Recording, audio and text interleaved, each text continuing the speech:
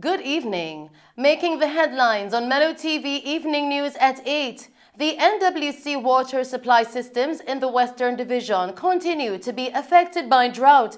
St. James farmer and his girlfriend charged with possession of identity information and possession of an access device by members of the lottery scamming task force. And now the details. In a Mello TV follow-up to the fatal shooting of a 43-year-old security guard in downtown Montego Bay yesterday, the deceased has been identified as Dwayne Russell, also known as Wazine, of Bamboo District in Hanover. According to reports, Russell, who was a security guard for Hawkeye Security Company, left his station in Spring Garden, St. James at 12:15 p.m. and traveled to Montego Bay to purchase items. Russell was shot in the head on Strand Street by a lone gunman as he was returning. The assailant then fled the scene on foot. The police were summoned and Russell was found lying in a pool of blood with gunshot wounds. He was taken to the hospital where he was pronounced dead. In other news tonight, a significant lawsuit against blogger and entrepreneur Shellyanne Karan has been launched by the legal team of Mark Croskery, the former CEO of Stocks and Securities Limited (SSL). A claim for aggregated damages by Croskery is based upon allegations arising out of 1 YouTube video, 3 Instagram posts, and 3 Twitter posts published by Karan. The posts allegedly indicating Mr. Croskery as a fugitive of the law were made on or about the 23rd of January this year. Ms. Karan has not complied with orders to have the allegedly defamatory content removed. Monique Morrison, attorney for Mark Croskery, asserted that her client was not responsible for nor connected to allegations of fraud against SSL. The matter is sub judice. Therefore, I will limit my comments. But yes, I can confirm that a lawsuit has been filed against Ms. Karan. She has, in our view, defamed Mr. Croskery by making and republishing false allegations, and Mr. Croskery intends to use the court of law to defend his reputation against any and everyone who has sought to malign him without basis. And he is confident that justice will prevail in this matter. Continuing with the news tonight, the National Water Commission water supply systems in the Western Division continue to be affected by drought, with the Carolina system in Westmoreland experiencing low yield and reduced production capacity, which has dropped to 40%. This has resulted in low water pressure and intermittent supply to Paradise, Smithfield, and Dunbar's River. The other drought-affected systems in the division include from St. James, Cambridge Treatment Plant, Niagara Treatment Plant, Mafuta Pump Station, Endeavour Pump Station, Dantrath Pump Station, Vaughnsfield Pump Station. From Trelawney, Wakefield No. 1 and No. 4 Deepwell, Troy Pump Station, Wilson Run Pump Station, Ulster Spring Pump Station. Over in Hanover, the Logwood Treatment Plant, New Milnes Pump Station. In Westmoreland, Jerusalem Mountain Pump Station. In St. Elizabeth, Hannah Spring. In Manchester, Cowick Park Pump Station and Moravia Treatment Plant. The NWC is urging customers to use water wisely and practice water conservation. In other news tonight, the JLP's youth arm is bridging the gap that changed the nature of politics in Jamaica. So stated keynote speaker, Minister without portfolio in the Ministry of Economic Growth and Job Creation, Matthew Samuda. He was speaking at the JLP's Youth Arm Conference held at Jamaica College under the theme, Bridging the Gap Between Youth and Politics. Indeed, it is the body of young professionals that came together in 2000 that have constantly come together under different leadership that has indeed bridged the gap that changed the nature of politics in Jamaica forever. And I say that with no apology, that in many ways, the 2020 general election, despite it being unlike anything else we've ever experienced, because it being in the middle of a pandemic, was indeed the maturing of Project G2K.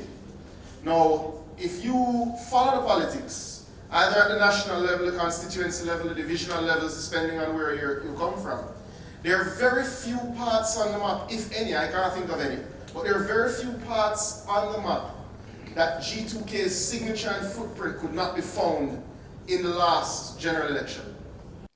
Minister Samuda further noted in his aim to motivate youth to take on a career in politics that the G2K left its fingerprint over the last 20 years of elections in Jamaica.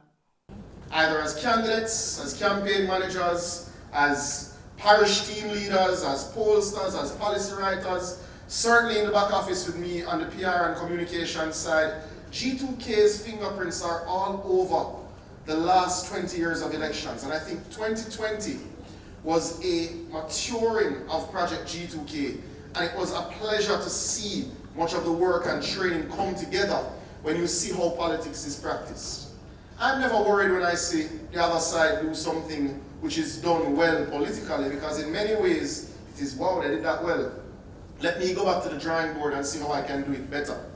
And I think this need for a resurgence is very timely, because we did particularly well, and I think Project G2K has matured. When you look at the slate, rather the suite of young MPs that we have, the suite of campaign managers that we have, those who are in the Senate, those who are in the cabinet, Project G2K has hit its first and most important milestone.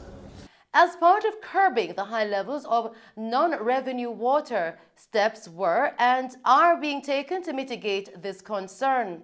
Earlier, Minister without portfolio in the Ministry of Economic Growth and Job Creation, Matthew Samuda, explained the reduction to non-revenue water at the JLP's youth arm, bridging the gap between youth and politics conference held at Jamaica College. In 2016, when the JLP formed the government, we found that in Kingston and St. Andrew, the non-revenue water was 71%. Now, non-revenue water, that's a strange term. What on earth is that? It's water that either leaks out or is stolen from the mains of NWC. 71% of what was collected and processed was then either pumped into the ground or stolen. Now, if you have ever run so much as a lemonade stand, you know you can't leak 71% and stay open. So one doesn't then need to question how it was cascading. The issue was becoming enormous, and it is this administration that has turned the tide, so to speak.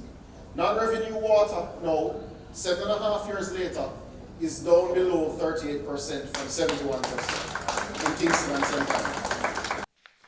Back in St. James, a farmer and his girlfriend have been charged with possession of identity information and possession of an access device by members of the Lottery Scamming Task Force, LSTF, following an operation in Anchovy in the parish today.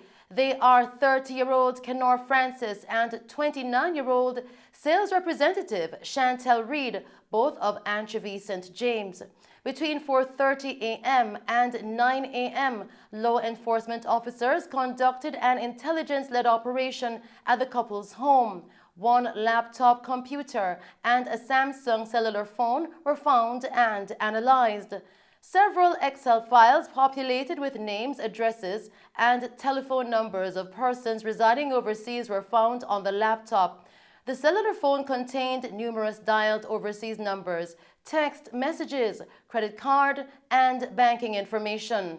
A further search of the area resulted in the discovery of a garbage bag containing overseas Visa debit cards, lead sheets, and one composition notebook. Francis and Reed were subsequently arrested and charged. Still tonight, the Afresh Markets Place, Harbour City Shopping Mall, and the Janet Richards Foundation all made donations and offered support to the children at the Montego Bay Learning Institute during their visit earlier today. The acting vice president of the Montego Bay Learning Institute, Nicole Foster, welcomed this initiative and good gesture. We are so elated for the fact that Harbour City Mall and A Fresh Marketplace took the time out to partner with us today. This is, I believe, is the start of a meaningful partnership, because as the African proverb said, it takes a village to raise a child, and as an institution we cater to persons with intellectual disabilities, students from ages 6 to age 21. In addition to intellectual disabilities, they also present other associated disorders, for example autism, cerebral palsy, and other developmental concerns. So when having persons partnering with us, it makes not only the bond stronger, but it makes our work easier. So they gave us a treat today, and of course they took the time out to learn about our school, which is so important. Being a good neighbor was the motivation for the donation, according to Mr. Chang Lu, the owner of A Fresh Marketplace. So we are here today at the Montego Bay Learning Center and contribute to the center. So we are here today because at Harbour City Shopping Center, we believe to giving back to the community. We wanted to be a good neighbors in the community, and we believe in the educational education is something that can help the society to develop and to have a stable and prosperous society development. So we are here today to do what we can to hopefully we can make a difference not only to the learning center, but also can inspire more business in the community to come out and assist whichever institution has the need. The CEO of Janet Richards Foundation shared her views on the venture and continued partnership. Today I'm partnering with the new Harbour City Mall and A Fresh supermarket, where they fully sponsor this event at the Montego Bay Learning Center, where we gave them toiletries